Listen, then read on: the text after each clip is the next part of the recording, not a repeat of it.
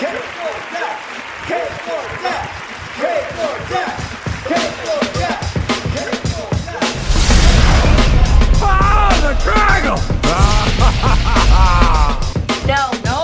not acceptable. This is not okay. Who allowed you to be this beautiful? Je suis le président de Burundi. Can you feel me? I can feel you. Woo! Hello, and welcome to the show for Curiously Curated Films. I'm Jacin. And I'm Kristen. And this is the Movies Close to My Heart mini film festival presented by me, Jacin, movies that I have very fond memories of, movies that were really exciting for me to revisit.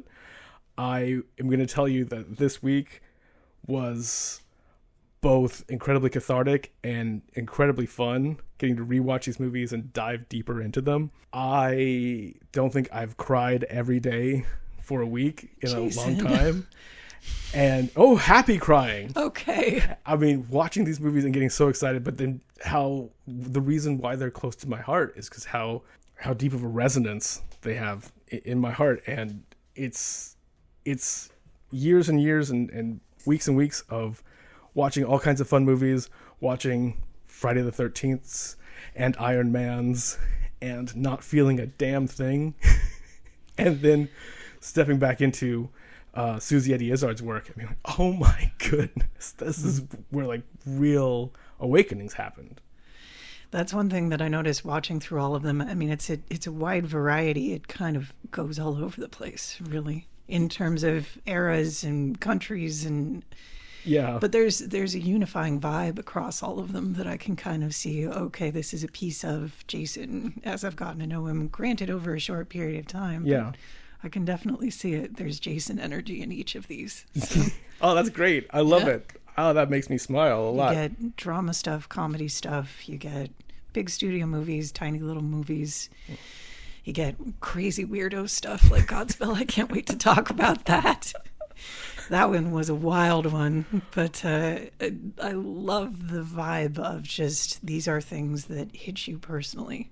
Oh, yeah, we should. And that's the unifying piece. That is the only unifying piece. So the 5 movies I picked were Godspell from 1973, directed by David Greene and starring Victor Garber and Ling Thinpin, which, if you don't know it, it's a modern-day musical retelling of the ministry of Jesus Christ and the book of Matthew. It's set in New York, and the apostles are portrayed by an acting troupe that go through each of the parables and teachings of Jesus. And it's such a hippy-dippy movie, and I mean that very fondly. Like, I really enjoyed it, but yeah. Yeah. The next one was a stand-up performance by Susie Eddie Izzard, Dressed to Kill from 1999, that was directed by Lawrence Jordan. It's the one where she talks about being an executive transvestite. It's her show from San Francisco. And she talks about paganism, Christianity, the building of Stonehenge, Church of England, Western imperialism, and the need for a European dream. Yeah, I've got a whole bunch of things to say about that one, but we'll get to that. So do I'm sure you do. I can't wait to hear. Next was Tampopo, which is a 1985 film directed by Jūzō Itami, starring Susumu Yamazaki and Nobuko Miyamoto. It is considered... watching behind the scene things, the tagline most people use is, it's the first ramen western, like a play on spaghetti western. And that was a line that Jūzō Itami came up with. That was part of his whole plan all along. No one else discovered it watching it.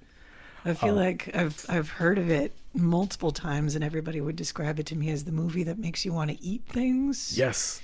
And that's, it's an ode to food. Absolutely. It is and that's what the synopsis says. It's a humorous ode to the joys of food, in which a pair of truck drivers happen upon a nondescript roadside ramen shop.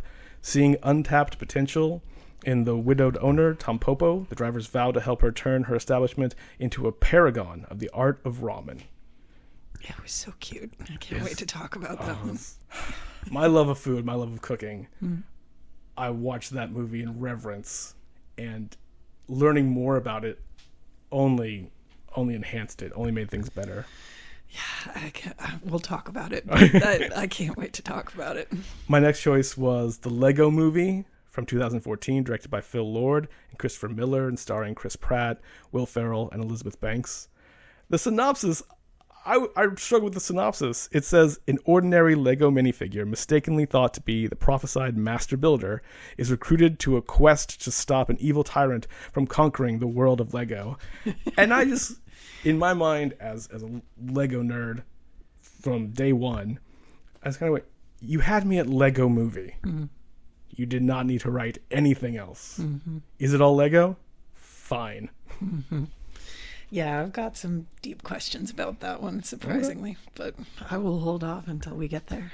And last is Booksmart from 2019, the first feature film, directed by Olivia Wilde, starring Caitlin Dever and Beanie Feldstein.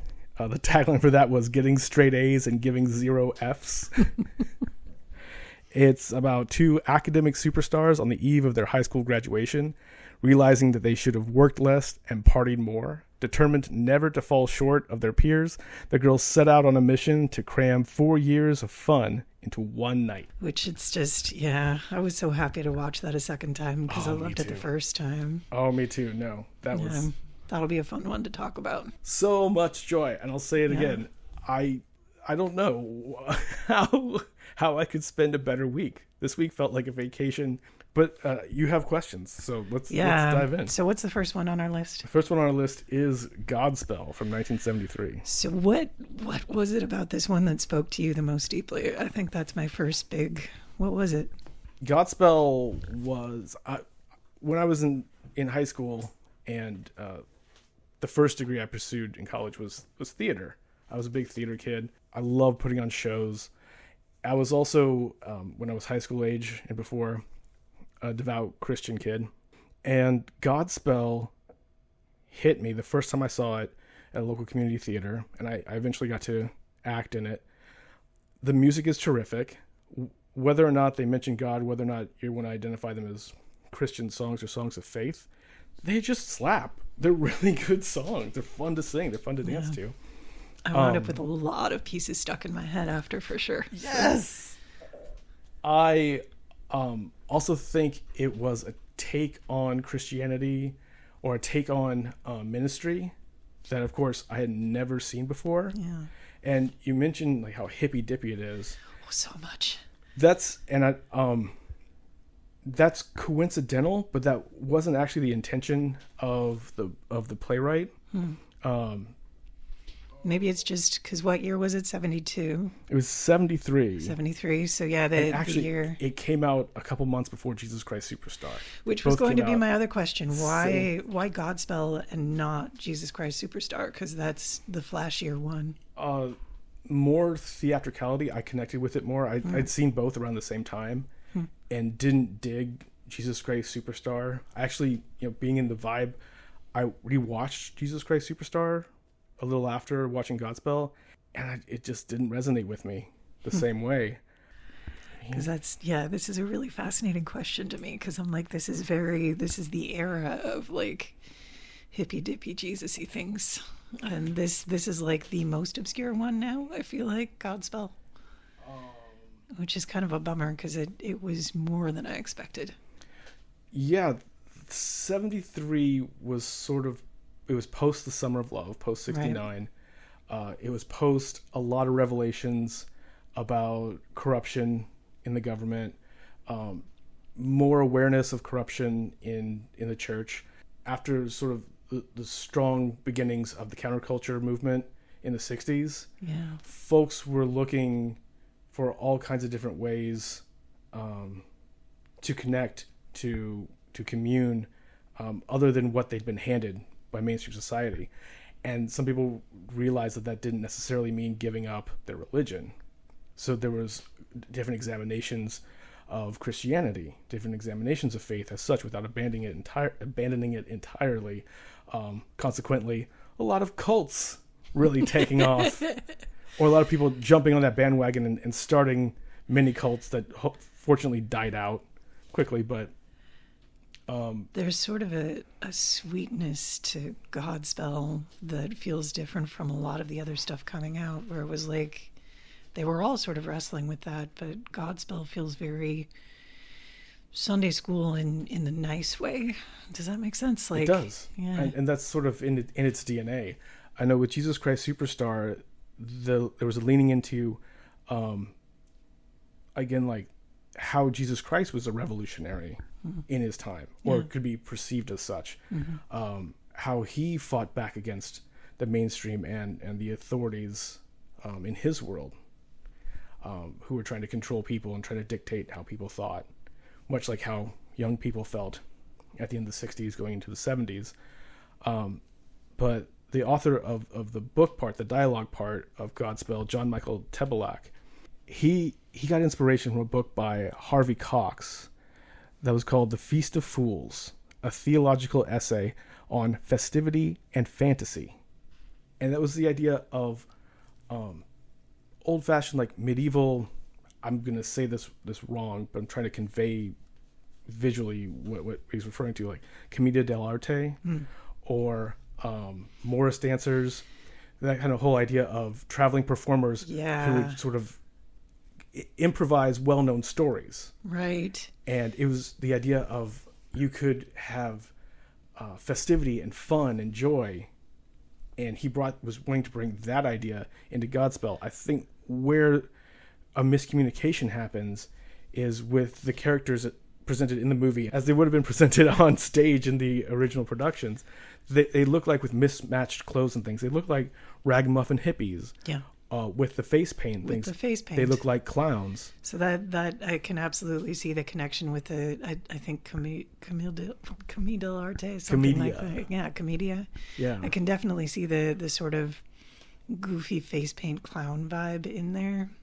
But it also, I don't know what exact festival to point to specifically. Mardi Gras would be one of them. Yeah. Times in different cultures, European cultures, Christian cultures, where the idea of turning everything on its head, students become teachers, teachers become students, masters become servants, servants become masters, etc. That's where the counterculture connection was being taken by this playwright, John Michael Tebelak, of saying, these are the kids doing the preaching now, and they're not hippies. They are. And they're not clowns as such, but they are casting off the world, the normal world, the mainstream world, the conventional world. They're going to a junkyard and just grabbing whatever they can find, right, and putting on a show, presenting the Gospels and the Proverbs of Jesus Christ as something that isn't stodgy and stoic, isn't meant to control you as such, but something that can have joy and excitement, frivolity. One thing that I did not find in church, one thing that that's what drew me to Godspell, was like, oh, this is everything I've been taught to believe, that are strict rules and guidelines, but presented in a way that is exciting, and that I can feel that feeling that they tell you you're supposed to have at church, but that I never really got. I think on that could also be the criticism of it, because you and I probably grew up with a lot of educational videos where people were trying to rap to teach you about things, and if they could make it rhyme, then you'd want to learn. Hey, yo, science. We're hip with the kids. Yeah. But yeah, you just articulated something that I was kind of sensing as I was watching it, like the sweetness that I was saying earlier, but also the sort of the non-judgy, like, here's this really nice thing that Jesus said that we're just going to turn into this little sort of story that we're telling to each other, kind of a vibe, I really like that. I honestly, at one point, thought if there was a way to make a church that was like Godspell, I would go to that church all the time. Where if church was just about being happy, if it was, you just go to church and sing like things that are fun to sing. If you're talking about how joyful it is to believe in Christ and be kind to one another and not have resentments or hate, instead of it sounding like, well, now if you do resentment or hate, you're a bad person. It's like, how about just how great it is not to do it? How great it is to be loving and sharing. I have kind of wondered over the years if Christianity would be doing better with people if it hadn't taken that fire and brimstone kind of detour along the way. Yes, if it was less about control and more about, I'm going to lean into the mic to be really emphatic here, about following the teachings of Christ. If it was, you go to church to learn to be Christ-like, and for the least you do among you, you do for me, and every time you ignore someone in need, you ignore me, which is in the golden rule. Yeah. Treat others how you want to be treated. Ye who are without sin, cast the first stone. All that good stuff. As you and I have conferred about, we are both kind of ex-Christians. I consider myself an agnostic. Yeah, I lean toward atheist most of the time. So, I think in practice, I probably lean a lot more towards humanist kind of ideals of, why the fuck not help people? Honestly, why the fuck make people work to get your benevolence or magnanimity? Yeah, I wonder long term if that's going to be what sort of hollows Christianity out, at least in America, because why would anybody want to join that? And it's just not there. Like you were saying, there's no joy in that. There's no fun. No, and that's the joyful music would be a great segue to going into nicely done, talking about Susie Izzard's Dressed to Kill, because one of the things she says, one of her most poignant points, is talking about the music in church. And when everyone's like, hallelujah, hallelujah, Jesus is the Son of God, that sort of shit. And then you watch Godspell, and you're like, oh, I could be dancing around and wearing whatever the fuck I want and singing really good songs. Someone just throws a tambourine your way, and you're like, yes, Jesus, fucking go. Hippies. Let's give everybody free food. All right. I do love hippies. Yeah.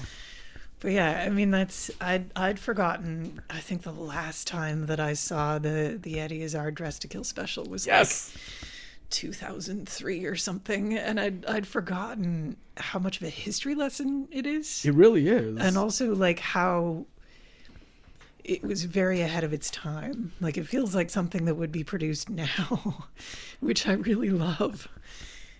I mean, I'm having such a nerd like brain freeze right now, because like ahead of its time, like all she's talking about is things that have been historical fact forever. But you are absolutely right. We are more critical and more open to examination now, and speaking openly about those things. She wasn't bringing up anything new, and that. But she was also she was openly speaking about being trans. She was openly like wearing makeup and talking about her look. And I mean, they were in San Francisco. They could do that, but also that wasn't really 1999, I think, was when that came out. It wasn't really a done thing. It was. I recently watched an interview with her, and she was talking about how the contrast, the sort of paradigm shift in your mind you go through when you realize trans people of all shades, every aspect of it, gender fluidity, has been around. Transvestitism, as she put it at the time, has been around forever. Yes. And you're right, it wasn't mainstream conversation, so it seems like it wasn't out there. Yes. And people today will talk about, well, we never had to talk about these kind of things, 10, 20 years ago. Yeah, that's because people were in the closet. We should have been. Yeah. And unfortunately, we're in that middle period where things are going to be so much better, and that you won't feel uncomfortable talking about it in a decade or three, unfortunately. It's we're in a transition right now. Nicely done. From pretending to not know, pretending to know, and then finally fucking knowing. There's been, I don't know how much of it you've seen, but there's been a wonderful push. A lot of queer history especially was lost during, the 80s, 90s in San Francisco, when everybody was dying out. And trans folks and queer folks in general go back forever, but there was no real documentation of it. So people now young kids now go back through articles from like 1903 and Yeah. pull out a picture of a woman in a suit Yes. who went by male pronouns. And it's like, okay, yeah, this is one, normal, and two, has always been around. We just have never talked about it openly like this. Looking backwards in history is, I don't know who said this, but if someone said, if you're reading history and you feel good about yourself, you are probably a bad person. Or reading bullshit sanitized history. Yeah. Yeah, that's what it was. If you're reading history and you feel good about yourself, you are not getting the full story. Yeah. Yeah, I mean, as difficult as a lot of things are right now, right? At least we are trying to reckon with this stuff. People can be more open than they used to be. Mm-hmm. And they have more freedom to just do what the fuck ever than they used to. And that's wonderful. I love that. Having read some of Susie Eddy Izzard's autobiography and listening to her stand-ups and interviews and knowing her life story from just being a kid who very early on spotted that she was at least a transvestite and now uses the term trans as a broader umbrella term for folks who are like gender fluid or non-binary, etc. To a few years ago, she ran to be a member of Parliament. I didn't know that. As a woman, and for the Labour Party. Wow. Okay. Yeah. Unfortunately, she didn't win, but That would have been interesting. that's the kind of thing that, and she's talked about how there can be a lot of discussion about transphobia and homophobia out there, but when she's on the ground and talking to people and interacting with folks all over the world, there is a lot of acceptance as well, and and it seems to be what people really feel, and it's an unfortunate few who get involved in public affairs and politics who really try to stir up more of the hate and more of the bigotry, and that she was very positive and like in the end we're going to win. In the end, eventually they're going to get bored with the bigotry because it's just not working. Yeah, they'll move on and blame somebody else. And trans people are just normal now. Yeah. Which, I mean, it's kind of bullshit that we have to go through that cycle, but we do have to go through that cycle. And yeah, I mean, I think it's worth keeping in mind, right, that like most people really are okay with it, or are ambivalent about it, or just or have no malice. Yeah. Yeah, adverse but not menacing. And that is not to discount anybody who's been on the receiving end of the fucking pieces of shit Absolutely. who do decide to go be violent or hateful. I actually grew up in Topeka, Kansas, going to school with the kids of the Westboro Baptist Church and Fred Phelps. And this is something I wanted to ask you about, because you weren't. I mean, where do you consider yourself gender-wise and all of this now? Because it seems like you're just kind of in a blendy spot. Yeah, I'm in a blendy spot. I've had this discussion with very, very close friends, and it has gone every direction, from close friends insisting that I should use different terms for myself, that I should maybe use different pronouns for myself. I choose he, him. I see myself as a cis man. I actually have a meme that I keep with me because I found it and it phrased everything just right. So I revert back to it every once in a while. And since you're asking, it says, the queer umbrella is meant to deviate from the norm of rigid boxes and definitions, and to decide that lesbian means only this, bi means only this, etc., is directly contradicting what queer means.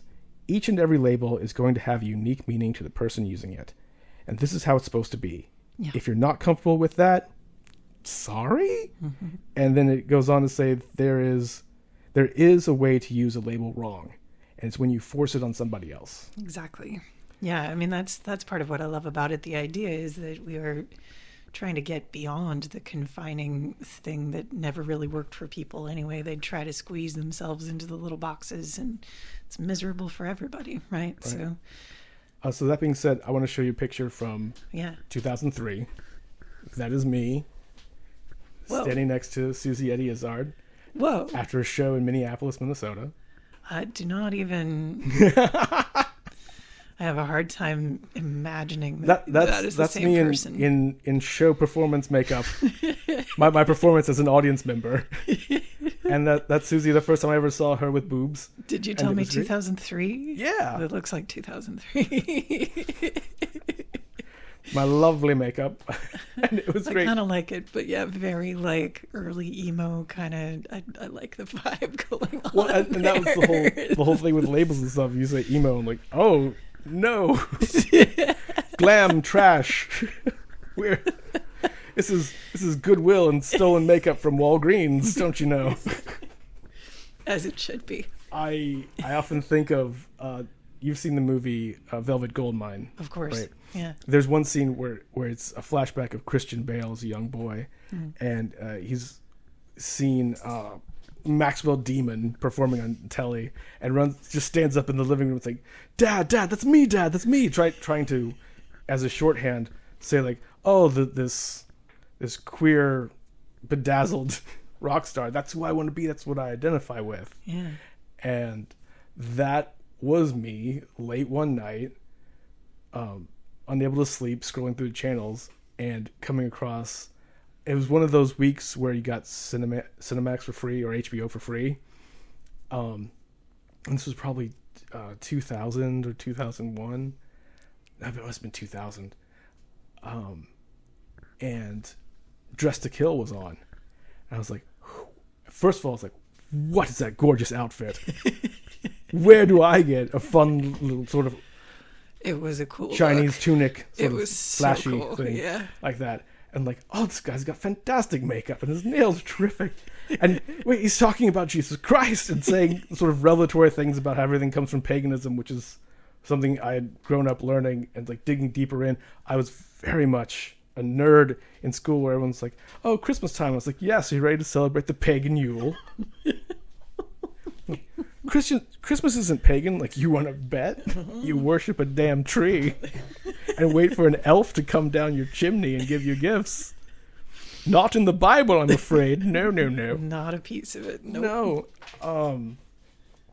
And then he was talking about at the time being a transvestite and being like, it's male lesbian. It's male tomboy.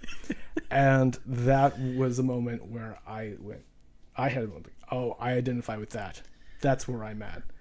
I'm definitely would not consider myself non-binary as such. Running, jumping, climbing trees, putting on makeup when you're up there. It's sort of like I want to do my nails. I want to wear skirts and dresses and do fun stuff with my hair. And then, be in a heterosexual relationship with Marlene Dietrich. Excellent choice. If I could pick, and she'd be like, "No, darling." She's like, "No, she was German." It's like, "This isn't going to work, darling. I'm into the women." Like, but Marlene, I'm into the women as well. It's like, we can both be into the women.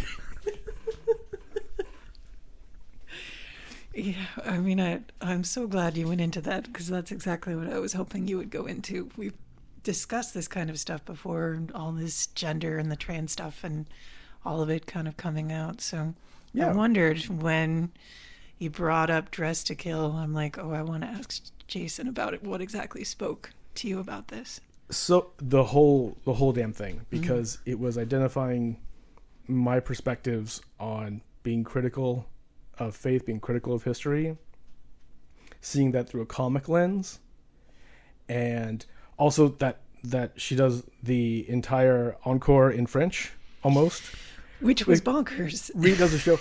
I had just got done being in advanced French in high school.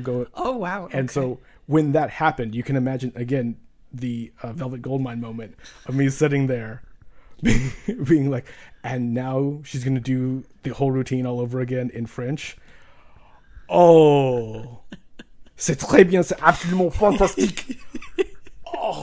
Merde alors, je dois arrêter à tous les morceaux de ça.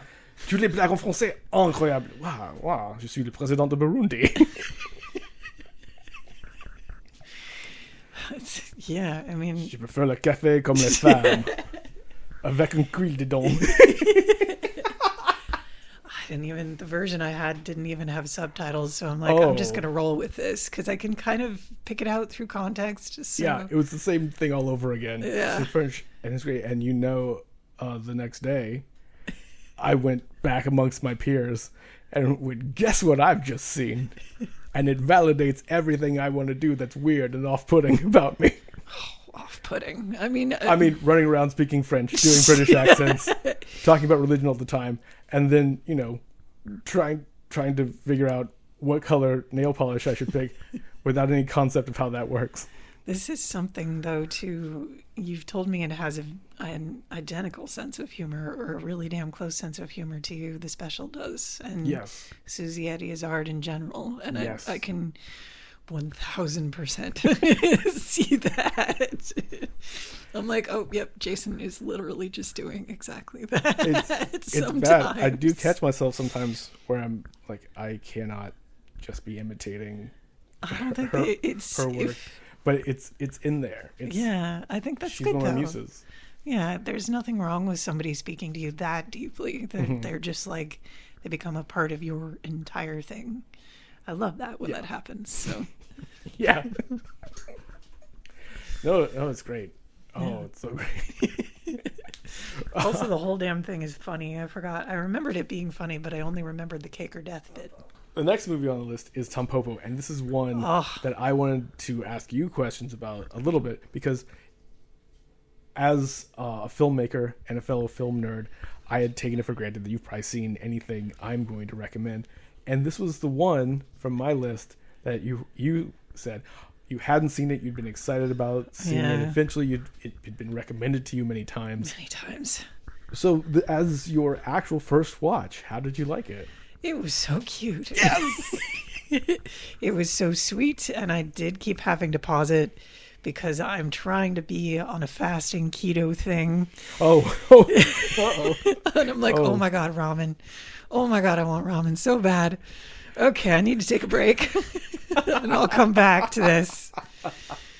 And it wound up taking me a day and a half to watch it because I'm like...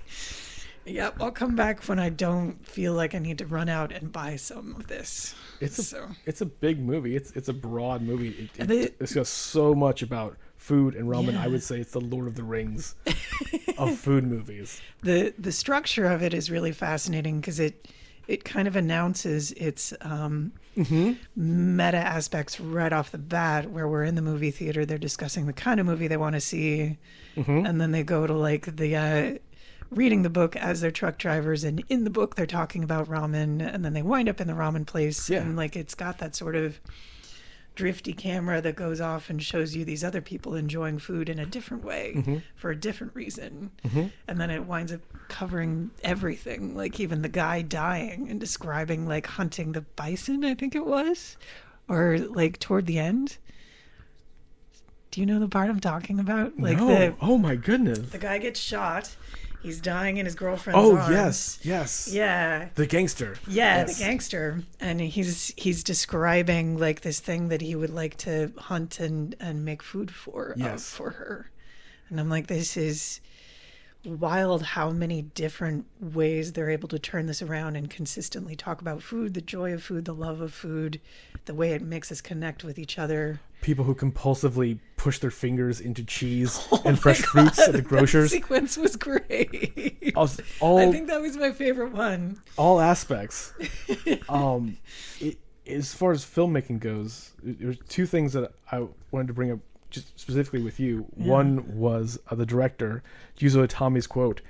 He says, "You can only ever make half a film.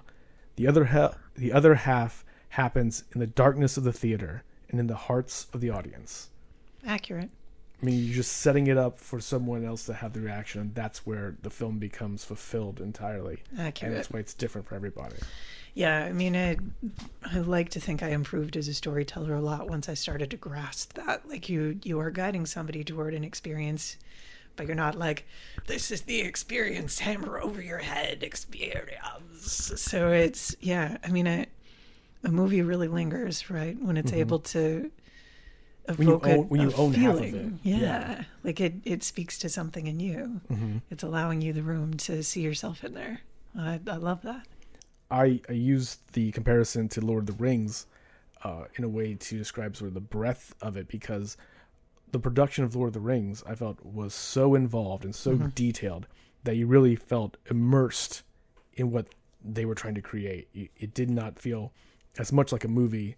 I think Peter Jackson said one of his goals was to make a documentary about being in Middle-earth, not a fictional narrative. Yeah, that sort of lived-in feeling. Yeah, I can see that in Tampopo too. With all the different vignettes, that's how I felt about it. Was this is about food, and then you are connecting in different ways, or appalled in different ways, or surprised in different ways by different people's interactions with food, and it puts you in mind that that's what everything is about.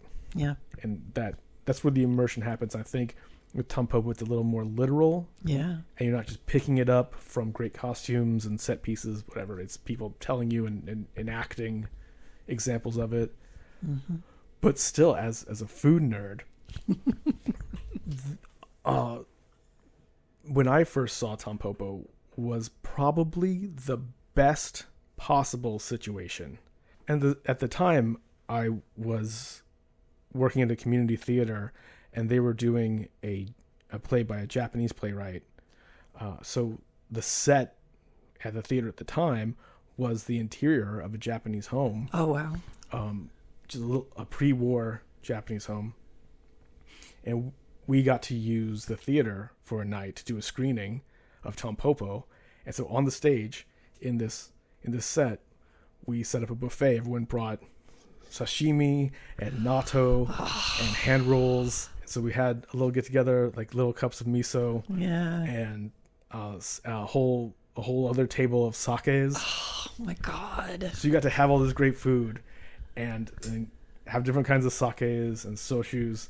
And like, okay, now we're gonna watch this movie. And so I was full of Japanese food, full of Japanese liquor, and seeing this movie for the first time. Perfect. Talk about immersion. I was sucked in immediately, lost immediately. Oh man. And then this week, like I said, the joy this week of seeing my favorite movies and learning more about them. I found out that Jūzō Itami, from the beginning of the production of Tampopo, started making a documentary about making this movie. He was so in love with this concept. This was such a dream of his to make that he had to express every part of it. He didn't want to lose any part of it. So I got to watch footage of the fittings for people's costumes. Nice. Of the design of the sets. Nice. There was even an interview with Seiko Ogawa, who was the food stylist for the movie. Yeah. One of the first movies to ever have a food stylist. Because Itami had this vision of this kind of special kind of pre-war ramen, this traditional Tokyo-style ramen, where he brought in Seiko Ogawa, and they worked out down to the design of the bowls, the angle, the slope of the sides of the bowls, to convey what this experience is supposed to be like. Like the exact toppings. I was not familiar with Tokyo-style ramen, and that section of the documentary was actually called Itami ramen. Like it was his personal nostalgia of what ramen was supposed to be like, down to the minma bamboo and the char-siu and everything. Oh man, I was just thrilled. I even went out and got some ramen to eat while I was watching the behind the scenes stuff. Yeah, that's part of it. It just reminds you of that sort of very textual, sensual experience of eating. Just the very like the texture of it. You know, the hot water, the noodles in there, the dipping the beef under the noodles, and what does the old man say to do at the beginning? Something about like apologize to the pork Yep. Because you're hiding it away. You'll come back to it later. Yep. Yeah. Which is, I love that. I love the connection between like food and spirituality almost. Mm-hmm. Oh, the, like yeah. divine connection there. you know? Yes. Yes. It's awesome. Yeah. My favorite thing about it is the thematic connection in there. Like, you don't see a lot of movies made that way anymore, where they trust you to follow along with the deeper themes without like highlighting there is a theme here. It was really nice. What I wanted to compare it to was, have you seen Jon Favreau's Chef? Nope. That's another one on my list I do need to get to. That's another one that, yeah, I would agree. Yeah. In Chef, it's very clearly a metaphor for him as a filmmaker. It's a guy who's a professional chef. He does really well. And one day he just says, fuck it, drops his restaurant. I'm paraphrasing the whole movie. Fuck it, and opens a food cart because he wants to get back to not having to work for critics, not having to work for an owner who wants the restaurant to be a special way, just working for making the food. And that was Jon Favreau expressing his reaction to getting into mainstream Hollywood filmmaking. I can't make another fucking Iron Man, basically, probably. Yeah. Something like that. He's like, fuck it, I just want to make something that means something to me. Yeah. And I think that's a similar thing happening with Jūzō Itami, but not as a reaction to the rest of his filmmaking career, but as this sort of being his move to go deeper and more personal. I was saying, oh, I can make whatever I want. This is what I'm going to make. I'm going to just do something about ramen. I think this is a pretty common artist thing. Like when I had quit filmmaking, I spent a year and a half writing fan fiction. Oh, because there's no way around. You can't do shit with fan fiction when you're done. You put it up on AO3, yeah, and that's it. What kind of fan fiction did you do? Winter Soldier fan fiction, actually. Oh, So I spent like 6 months researching, like, you know, this very brutal, unmarketable, terrifying, dark story about World War II, because the main thing that bothered me about the Captain America movies is it's like World War II in this very sort of perky way, and I'm like, no, fuck that. Like, yeah, let's bring in the very obvious terror and darkness that these people were actually feeling again. Yeah, it was grim as fuck, and like I show it to very few people, but it felt therapeutic as hell to write it out. Awesome. Where I'm like, everything in here are things that I need to spit out onto the page. So it's just pew pew pew, spitting pew, it pew, all pew, out. pew. which is how the lasers sound in the Lego movie. Wow, look at that transition. That transition. That is the thing of beauty right there, Jacin. Pew pew pew, and like the one where the little horse is coming through, and he's just like, you can feel the vibe of here's a little kid picking up a horse and making him gallop. Oh, It's man. so cute. I love that stuff. Oh man, yes. What is it you like about Lego Movie, Jacin? Lego Movie, when I first saw it in the theater, I saw it by myself, and which was probably made it easier sitting in the dark to just bawl and cry in such a cathartic way, because it really captured for me what playing with Legos. Going into it, I thought it was just going to be some kind of dumb Hollywood I mean, there's thing you know the Super with Mario Legos. movie and Sonic, and Yes. all you anticipate it's just going to be a big sellout movie, a big corporate whatever. Yeah. But this one went to the heart of it. I think it did as good a job for what it had to work with Yeah. as the Barbie movie did with what they had to work with. That was something I actually wanted to bring up, because I hadn't seen Lego Movie since it came out, and I've rewatched Barbie movie like 20 times. Yeah, different audience, different angle, audience, but a surprising amount of commonality between the two in their approach, where it's sort of trying to inject a humanity into what is basically a plastic toy. I don't know if I would say injecting humanity as showing how the toy is used Right. to reflect Yes. our humanity, how we Yes. take these toys and use them as avatars Yes. for our own feelings and Yes. our own adventures and imaginations. Yeah, 100%. And similarly, because there's a connection between the two, more than one connection. The Lego Movie reminds me also of The Matrix. Wait, no, I can completely see that actually. It does on a lot of plot points. Oh shit! And the micromanagers are like the squiddy guys. Oh shit! And also, you're right. The animation was done by Animal Logic Animation, which did The Matrix's animation several years before. But going back to Barbie, even The Matrix was written with a lot of philosophy in mind, with a deeper purpose behind the script, and that's where I think the Lego Movie comes from a deeper place than just make the toys move and probably. But yes, especially at the end of the Lego Movie, the whole conversation between the little boy Finn and his father Will Ferrell, yes, Lord Business, that I think would have resonated with anyone who was a Lego fan. I don't know if you've been to any Lego conventions in town. No. But when you can see someone who has like a 20 by 10 foot Lego scene set up, like they have a whole amusement park, or they have Batman's whole Bat Cave and then Gotham built on top of that. And it looks just like, bigger than the basement scene from the Lego Movie. It is awe-inspiring, and it's absolutely incredible. And I remember growing up as a kid, and when I'd finish something, it was supposed to be monolithic, like any of the wonders of the world. It was supposed to stand forever against. Yeah. I would never have glued anything together because that breaks the whole philosophy of it. Thank you. Yeah. Legos are strong.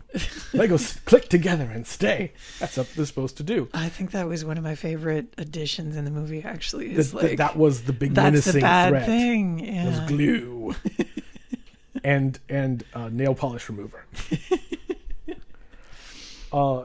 That meant the world to me to see the philosophical conflict of you do what's on the box or you make something real, make something plausible. That unbridled imagination and creativity is against the rules. That kind of harkens back to even Godspell of we do things a certain way. There's no other way to see it. And it's very stodgy and very angular and very Prussian. Einstein put the bricks in the right order based on the book. There's Susie Eddie's. And that would be the exact point in the movie where the tears start to flow again when Finn's dad realizes, like, hey, wait a minute, you made something really cool that goes against the rules, and you've come up with this whole narrative inside the city that I've planned out. He built a city in his basement, which on one hand, as a Lego nerd, is fucking awesome and amazing, but also the most boring thing.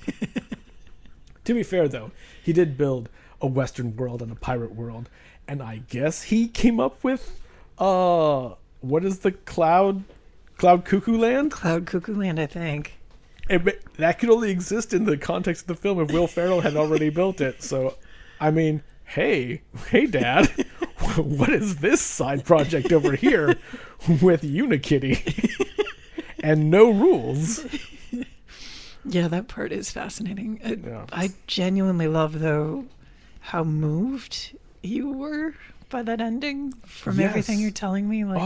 Yes. It was, they're bringing up philosophical points about what it's like to be a Lego fan, about different ideas about what's right and wrong as a Lego fan, the appreciation of it, even down to the final punchline of, well, if you're going to be allowed to come down here and play, that means your sister gets to come down here as well. That part felt very Toy Story. I definitely enjoyed that bit where it's like, I think Toy Story 1 ends on, there's a puppy, and this puppy is going to chew all the toys. Yes. Yeah. So that sort of, that's a beautiful thing that movies like that can do, where you can tell that there's love in there. They understand the thing. They have reference for the thing. And they are trying to make a piece that is about the love of the thing. And it's fun, but it's also sweet, there was a subsequent Lego movie for the Ninjago series, Yeah. which was obviously like, hey, Lego has all different sorts of kit series. We could make a movie for each one, and it'll be just as successful. Chris Pratt, what are you doing? Oh, damn it. We'll get Kumail Nanjiani. Never mind. Yep. And that one sucked because it was a band of superhero movie done in Lego, Yeah. presenting itself as a Lego movie. Whereas when Lego Batman came out, they, I guess, learned a lesson and went back to, oh no, bring everything in, bring the breadth of imagination, that the characters don't have to be limited to one series. Yeah. That they don't have to fit into a box, because that's the antithesis of Lego. Lego is you can go wherever your imagination can take you. This is a fascinating commonality that I'm, number one, noticing through all the movies that you chose here. But also, like, number two, it's definitely a you thing. And I mean that as an absolute compliment. Like, all the best people, have no real rules. They're just kind of following along to whatever speaks to them. Yeah. Be you. Yeah. Well, being me is, after so long we've learned, it's staying home, not talking to anybody, watching movies, and being quite happy with that, as long as I have chocolate biscuits and, iced coffee. And that's ultimately, if it brings you joy, like some people, that's going to drive them down into a very dark place. I'm a hobbit deep down. Yeah, and I think that's okay. Like, know what works for you. Yeah, if I have enough cheese in movies, I'm fine. Cheese in And movies. Nah, I will be climbing the walls in a I will go insane. I can't do it. I like the to realm watch. of men. Greedy and ambitious. I am out like Aragorn, wandering the whatever, hunting the deer and singing the elven song. That's more fun. So I can that's see what I that. do. I see that. Yeah. You have a Vigo I'm look about you. Totally an Aragorn. Yes. Aragorn sword. There's There's a good segue to the next movie in this, but I can't think of what it is. It's because that's one of the nerdiest books in history. And speaking of book nerds, we're going to talk about That was well done. That was well done. Booksmart from 2019. Like I said, directed by Olivia Wilde, and starring Caitlin Dever as Amy and Beanie Feldstein as Molly. This was a movie. Yeah. I need to do some comparisons first, because the obvious comparison to this is Superbad. Right. Or any of those, or American Pie. Sort of coming of age. We're going to have sex, get drunk. Coming of something, yes. Coming of... And it was just like, I did not mean to make a pun there. I did. And I succeeded. We are going to... Congratulations to me. There's a pun trophy and a pun ribbon. Well done. And a pun commendation from the governor. And a little pun gold star. Oh, I'm going to wear it on my lapel and make everyone think that I'm a punny one. And then they're like, are you in the pun party? And it's like, you can see by my lapel pin.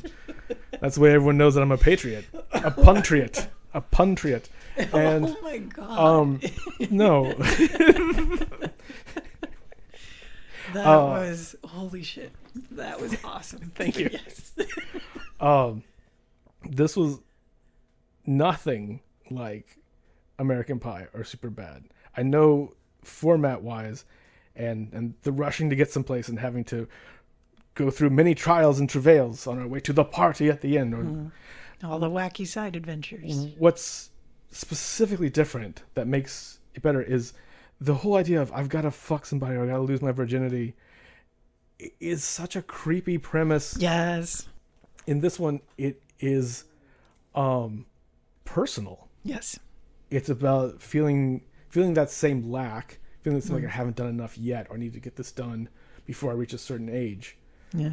But it's also realizing a paradigm shift in these two girls' priorities. Yeah. Or specifically just Molly's. Yeah. Which comes up later, the whole fight at the end between Molly and Amy of who's taking charge of the friendship. Yeah. How they as a unit are managed and who is the leader and who is just a follower, is such an important conversation, or I think at least a contention point in a lot of friendships. Yeah. That will never come out like this in public at full volume. Yeah. Because this is fiction. Yeah. But that resonated with me a lot because I've been in so many friendships where I was not mature enough to have that conversation and realize what was going on. And now as an adult, try to approach more of my friendships with that in mind and getting that perspective early on of who's the Bert, who's the Ernie, who's the SpongeBob, who's the Patrick, who's the Barbie, who's the Skipper.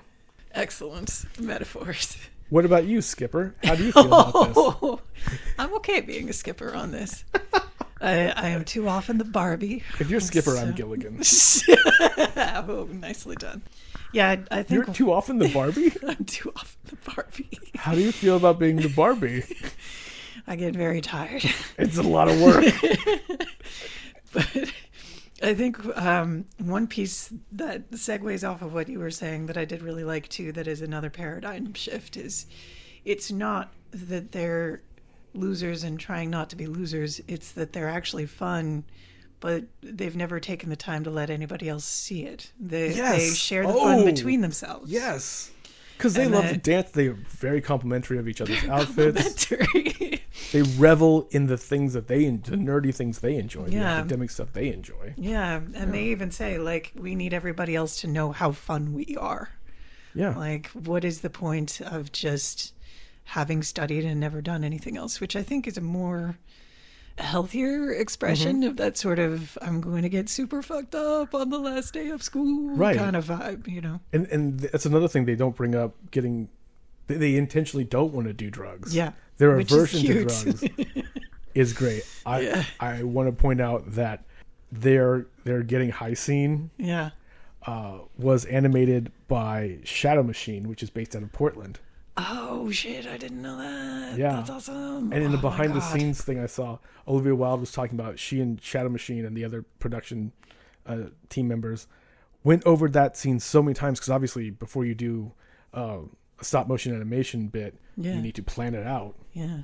But at one point it was going to be a big, like, G.I. Joe's versus Barbie's thing. There was going to be, or darker horror things of like heads popping off and stuff. Okay, that would have been awesome, actually. But the reason we got what we got is they talked it through enough to realize that this needed to be an introspective moment. Yeah, I mean, ultimately that does work better, and I can't shake the completely selfish thought of, like, there's yet another collection that I could have dug to get into Olivia Wilde's inner circle, and I'm no longer in filmmaking, and so I'm putting that aside now. Oh. It's good for me to not do it. Well, segueing off that, an idea I have for a future film fest is really great getting high scenes from movies, mostly involving stop motion animation. Like, it would be this one, the scene of all the food coming to life in young Sherlock Holmes. Yeah. Of course, The Big Lebowski, Half Baked, and there's the recent Awkwafina movie, Quiz Lady. Oh, I haven't seen that. She gets high and it just goes into this beautiful world full of pugs and clouds and things. That does sound nice. Yes. But okay. Other pieces of Booksmart that spoke to you deeply? Definitely the friendship between Molly and Amy is a duality I've had with a lot of friends. Their love for each other, that Olivia Wilde talked about how her motivation for this was more like a buddy cop movie. Yeah. Of where two characters are almost duty bound to one another. They are blood brothers or something. She talked about 48 Hours or Lethal Weapon. I love like, that. Whatever they get into, even though usually those characters are intentionally designed to be diametrically opposite. If one gets into trouble, the other one has to chase after and rescue them. If one runs down a dark alley. The other one runs with him. She said that's who Molly and Amy are. They are ride or die forever. That's part of what makes that fight they have so devastating too. Oh my goodness, yes. Because she calls her on the Malala thing and like, please help me out for once. And then of course, And Molly's a narcissist. yeah, and like all this stuff that they've both just been not dealing with because they're young and they don't know how. They became so insular just between the two of them. That it all comes spilling out at once. And oof, that was painful to watch. Yeah.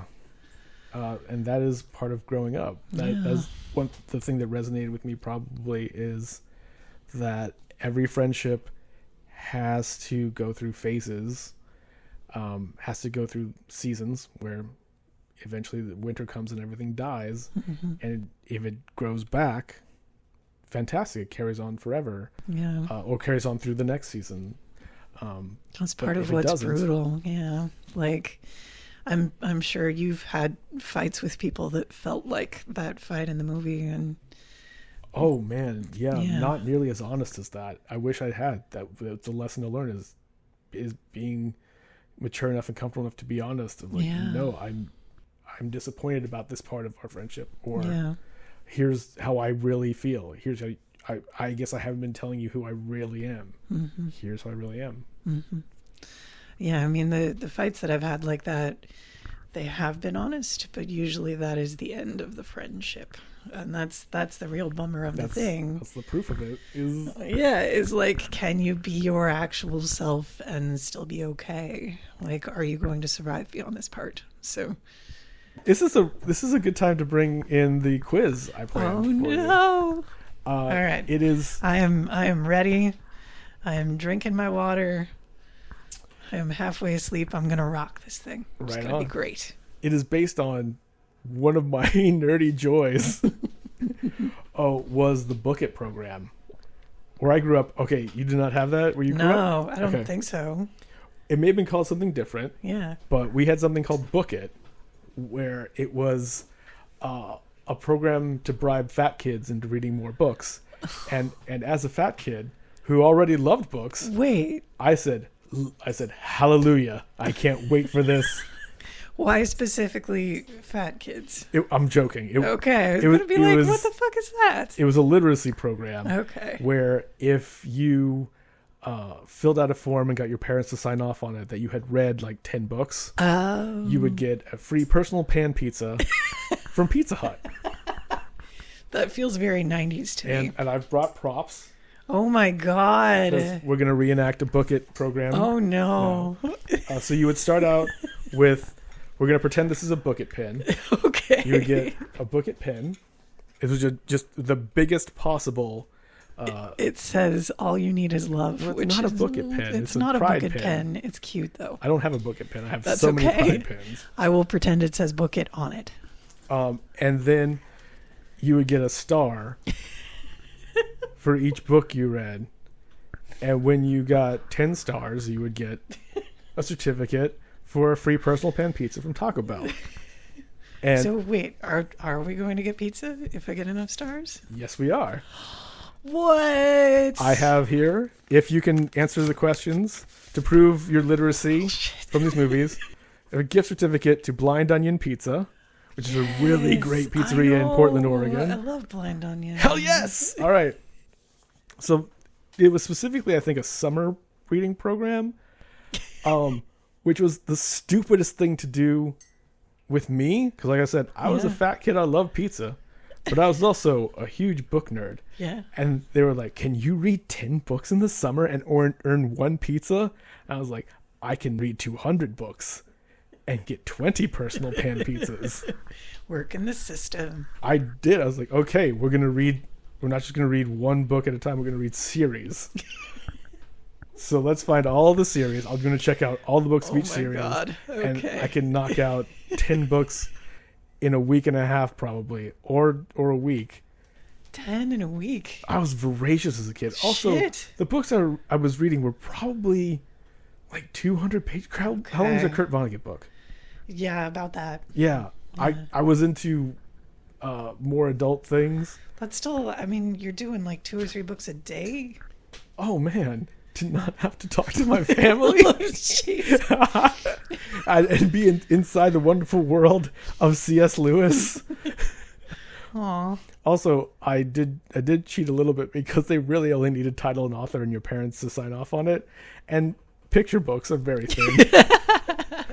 And personal pan pizzas are abundant. They really did not think that one through, did No, they? they didn't. I had so many pins and so many pizzas. And I played by the rules. Technically. Yeah. I figured out a loophole in the system. This is why I made the joke about it being for fat kids, because if you were like me, Pizza. you're like, you mean I get more food if I read more books? Let's go. All right. So I have stickers. Okay. These okay. colorful stickers. I didn't know there were going to be stakes on this thing. Just like, okay, I'm going to answer some nice little questions. It'll be a fun time. But now I feel the pressure. So I'm going to do really well. Hopefully. We'll see. All right. So each of these questions are about books, either that the films are based on or that feature in the films, or in some cases I've really had to stretch to make this theme work. Okay, let's do it. Question number 1 is from Godspell. The dialogue of the book of Godspell is based on a book from the Bible. Which book is it? It's a multiple choice thing. Right. So you have, is it A, the book of Acts, B, the Gospel of Matthew, C, the New Testament, or D, the book of Psalms? Gospel of Matthew. Oh, yes! Yeah! Woo! Ding, ding, ding. That's one sticker. One sticker on the way to a pizza. Yeah! Pizza it up. Oh my God, I can't wait to get a blind onion. It's going to be good. I'm flashing back to this.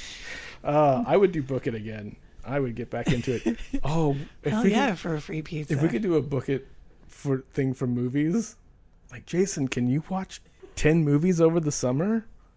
Like, I'm going to do 5 a week for this podcast at least. The next question is from Dress to Kill. Right. Susie Izzard has written an autobiography. What is the title? Is it A, All Mostly True, I Swear? Maybe. Is it B, Keiko Death, or How I Learned to Stop Worrying and Love Showbiz? Is it C, Confessions of an Executive Comedian? Or is it D, Believe Me, a memoir of love, death, and jazz chickens? The Jazz Chickens one. Yes, I think that one is a little bit obvious. Like, what is the silliest possible sort of... Which is just very, it's very Susie Izzard. the free association thing. Yeah, the free association thing, the silliness, like the extreme silliness, like the cartoony, you know. Yes. Next is about Tampopo. Tampopo. At the beginning, one character is seen reading a book. Name the actor and the character they played. Was it Manpei Ikeuchi, who played Tabo, who was Tampopo's son?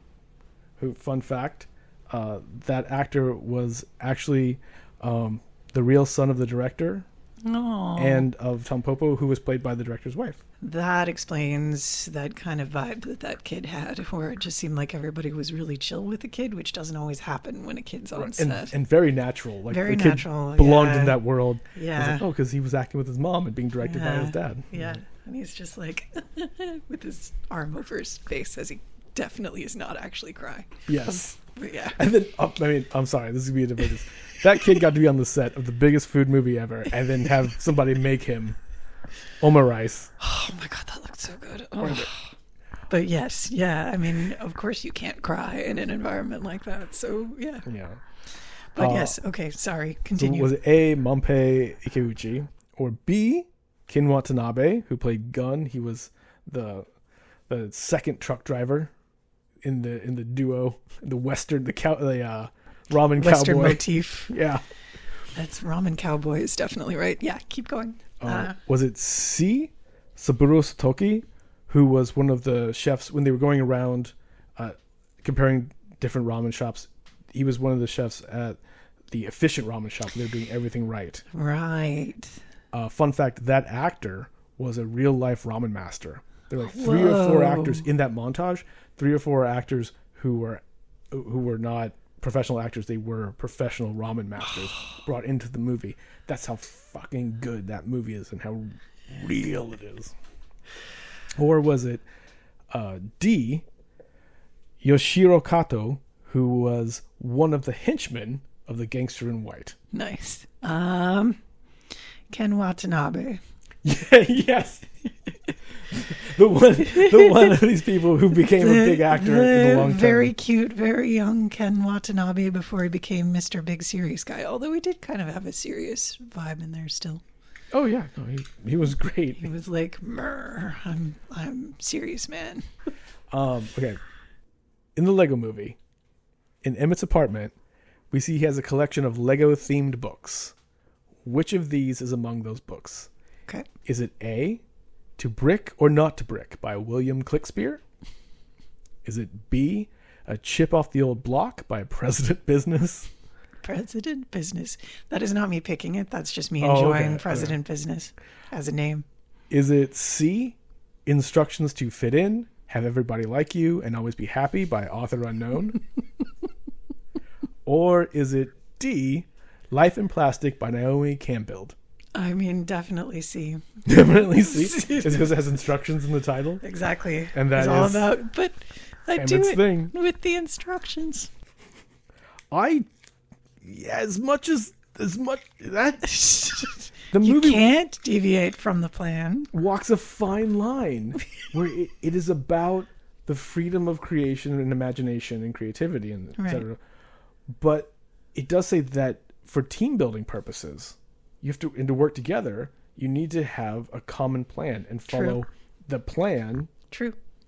By the book, by the instructions. Yeah. It in one hand, it would seem to contradict itself, but I like that it presents those two ideas and says, to be a master builder, you have to have all this creativity, but to be a team player, you have to submit to the team. Yeah, that's something that I really enjoyed, because usually in those movies you'll get the sort of opposite message of like, you as an individual little Lego man in this example, like go off and do your own thing and be totally creative, and that's great. But collaboration in order to build something big, I love that.